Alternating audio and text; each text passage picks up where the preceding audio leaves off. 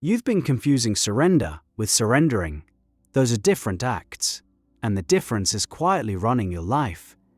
You keep telling yourself you've let go, but what you've actually let go of is the dream, the wanting, the expecting, the audacity of asking. By the end of this, you'll understand the precise grip that's been blocking everything, and you'll know exactly what to release without abandoning a single thing that matters to you. Here's the thing most people miss about letting go. They think it means walking away, closing the door, pretending the desire never existed in the first place. So they perform a kind of emotional renunciation, smile through the disappointment, and call it spiritual maturity. Then they wonder why life keeps handing them the same lesson in different costumes. Real letting go is the abandonment of your demand about how the desire arrives, while the desire itself stays fully claimed. Sit with that for a second. Because the difference between those two things is the difference between a life that flows and a life that fights itself. Daily. When you say, "I'm letting go," ask yourself what exactly you're releasing. The dream itself? Or your white-knuckled grip on the calendar, the route, the messenger, the proof? Neville Goddard said it plainly: you must dare to assume the wish fulfilled, and then walk as though it already is. But notice the second half of that instruction. He said walk. Not march, force, or audit reality every 6 hours. The walking is the surrender. The assumption is the desire still alive in you, still warm, still claimed. Most people get this exactly backwards. They release the assumption, which is the only thing they were supposed to keep, and they cling to the timeline, which is the only thing they were supposed to drop. Watch yourself. When something you want feels delayed, what's the first thing your mind does? It opens a tab marked Evidence. It scans the world for signs. Did they text? Did the offer come? Did the body change? Each scan is a small confession that you're still negotiating with reality, instead of inhabiting your end of it. And every scan postpones the very thing you say you want. So what does the grip actually feel like? It feels like checking. It feels like the 7th time you reread the same email. It feels like the small chest tightness when a Friday passes and nothing has visibly changed. It's the body keeping score on God's behalf, as if the infinite needed your supervision. That tightness in your chest right now reading this, that's the grip. Locate it. It's been with you for years. The Kabbalion talks about the law of rhythm, the pendulum swing between manifest and unmanifest.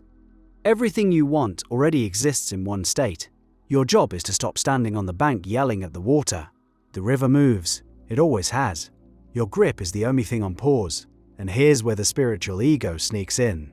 You'll meet people who say they've released it all, who claim they want nothing, who wear detachment like a designer coat. Look closer. Often that's preemptive grief in spiritual clothing. They abandon the wanting because the wanting hurt, and they called the numbness peace. Peace and numbness are opposites with similar paperwork. You're allowed to want. Wanting is sacred. The Song of Songs is essentially God endorsing desire as a holy current. The mistake was never wanting too much. The mistake was wanting in a way that demanded the universe show its work. So how do you actually do this? How do you keep the wish and drop the grip in the same breath? Start with one practice. Tonight, before you sleep, choose a scene. A small one. The moment after the thing you want has already happened. The cup of coffee the morning after the offer came. The drive home from the date. The quiet pride of opening the bank account and seeing the number that used to feel impossible. Live in that scene for 2 minutes. Smell it. Feel the temperature of the room. Hear the specific sound of your own breath inside that life. Then close the scene and go to sleep. Don't audit. Don't open the tab marked Evidence before bed. You planted the seed. Farmers who dig up their seeds every 12 hours to check the roots are not farming. They're worrying with a shovel. This is the inner work. And it is work. Anyone who tells you manifestation is effortless has never tried to sustain an assumption against a screaming bank balance or a cold side of the bed. The discipline is mental. The discipline is choosing what you give your attention to, not once, but 30 times a day, every day, until the new assumption is louder than the old fear. James Allen wrote that we attract what we are. Read that carefully. Being is the level. Wanting is the level below. When you keep checking, you announce to yourself, hourly, that you are still a person who doesn't have it.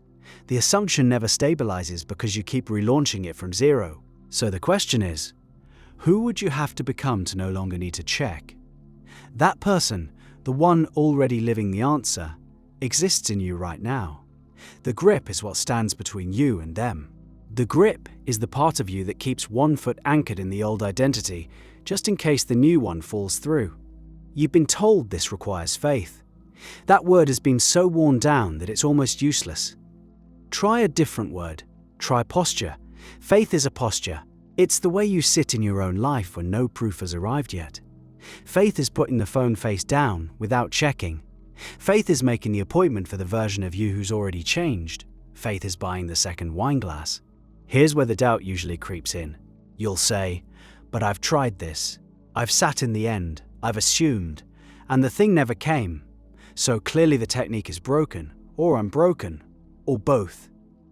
Honor that. It's the strongest objection, and it deserves a real answer. What probably happened is this. You assumed the end for an evening, maybe a week, and in between those assumption sessions, you spent the other 23 hours of each day rehearsing the lack. The math of consciousness is brutal here. The dominant assumption wins. 5 minutes of feeling rich and 15 hours of feeling behind on rent will produce more rent anxiety. You are doing it occasionally. The technique requires saturation. The shift isn't intensity, it's a mental diet. It's the small, unglamorous practice of catching yourself mid-spiral and gently, without violence, returning to the assumption. 20 times a day, 50, 100. Until the new state is somewhere you live, not somewhere you visit. And the moment the assumption is enough, that's usually when the bridge starts forming under your feet. The phone rings, the opportunity surfaces, the person reaches out because you stop jamming the signal. Your grip was the static. Now hear this carefully, because it's where most people misunderstand surrender into passivity. Letting go of the how is different from letting go of the do. If an impulse rises, make the call, send the message, take the meeting, you take it. You move. The action that flows from an assumed state feels different in the body.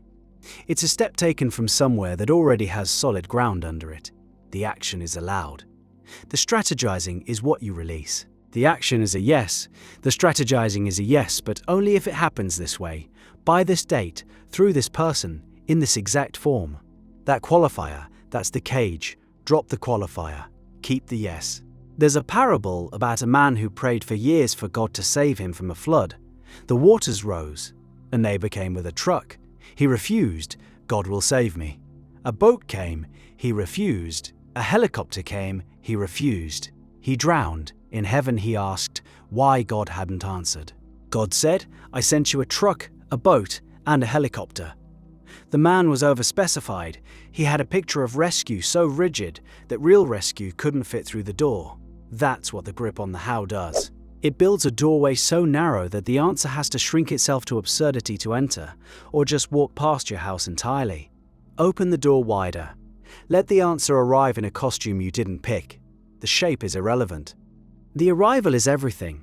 Some of you are going to read this and immediately try to let go correctly. You'll turn surrender into another task on the list. You'll grade yourself nightly on how detached you were today. That's the grip wearing surrender like a mask. The mind is very good at this. It will hijack any practice and turn it back into performance. So the final move is the gentlest one. You only have to notice the grip and smile at it. Hello again. There you are. Treat it as a small frightened part of you that hasn't yet trusted that it's safe to receive without supervising the delivery. Speak to that part of yourself the way you'd speak to a child who keeps asking, "Are we there yet?" on a long drive. With tenderness. We're getting there. You don't have to navigate. Look out the window. That window is your life. The scenery is already changing. The version of you who has it is closer than this morning. The version of you who needed to know exactly when stopped being the driver the moment you started reading this. Tonight, when the urge to check rises, and it will rise, try one thing. Put your hand on your chest, feel the warmth of your own palm, and say out loud if you can, "It is already done, and it is none of my business how." Then sleep inside that sentence. Don't take a screenshot of the feeling. Don't analyze whether you did it right. Just go to sleep inside the assumption. You didn't come this far to keep negotiating with a universe that has been waiting for you to stop. The wanting was the offering. The supervision was the interference. Stop supervising. Stay wanting. walk like it's already here. Because it is. You just haven't taken your hand off the doorknob long enough to let it in.